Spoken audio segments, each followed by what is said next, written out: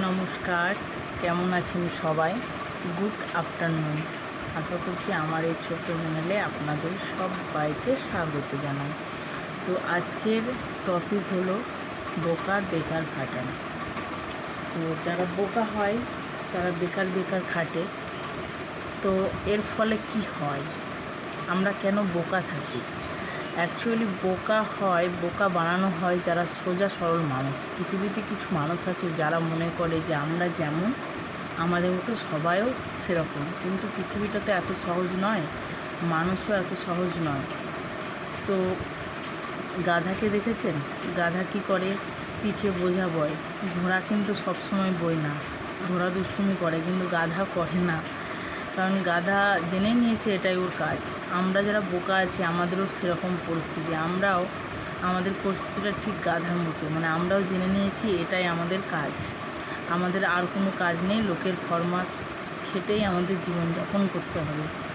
কিন্তু এইভাবে আমরা ভাবি আমাদের এইভাবে জীবন চলতে থাকবে, কিন্তু মাঝপথে দেখা যায় আমরা হেরে যাই, আমাদেরকে খাটাতে খাটাতে এমন একটা জায়গায় পৌঁছে নিয়ে যায় যে তাদের কথায় উঠতে হয়, তাদের কথায় বসতে হয়, খেতে হয়, চলতে হয়, সব কিছু একদম আমাদের দেয়ালে পিঠ থেকে যায়। তখন আমাদের স্মরণে আসে যে আমি এতদিন যে কাজগুলো করেছি সেগুলো ছিল ভুল। তখন আমরা সামনের দিকে দৌড়াই, ঠিক সামনের দিকে এগিয়ে যাই আমরা। সে এগিয়ে যাওয়ার সময়তেও আমাদের প্রচুর বাধা পড়ে, প্রতিটা পদক্ষেপে পা ফেলার সময় আমাদের বাধা চলে আসে। অনেকে আমাদের কথা শোনায়, গালমন্দ করে, বিভিন্ন ভাষায় কথা বলে, কিন্তু তখন আমরা সেই কথাগুলোকে শোনার চেষ্টাই করি না, আমরা এগিয়ে যাওয়ার চেষ্টা করি। কিন্তু এই ঘটনাটা ঘটার আগে যদি আমরা বুঝতে পারতাম যে এই কাজগুলো করা আমাদের ঠিক নয়, তাহলে কিন্তু এই দিনটা আমাদের আসতো না। তো আমরা যারা মেয়েরা আছি তাদেরকে একটা কথাই বলবো,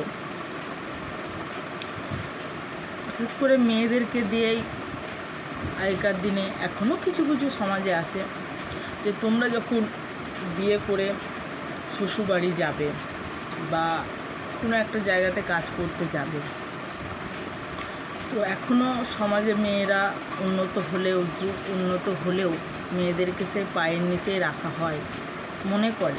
সেটা কিন্তু একটা পুরুষ সবসময় করে সেটা বলবো না, আমরা মেয়েরাই মেয়েদের শত্রু। তো তোমরা সেখানে গিয়ে নিজেকে তাদের দাসত্ব হওয়ার চেষ্টা করবে না।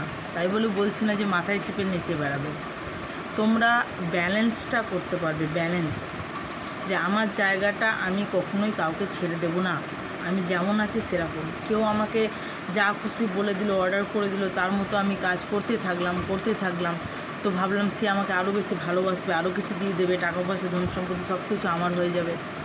ভুল কথা। কিংবা কাজের ক্ষেত্রেও তাই, যে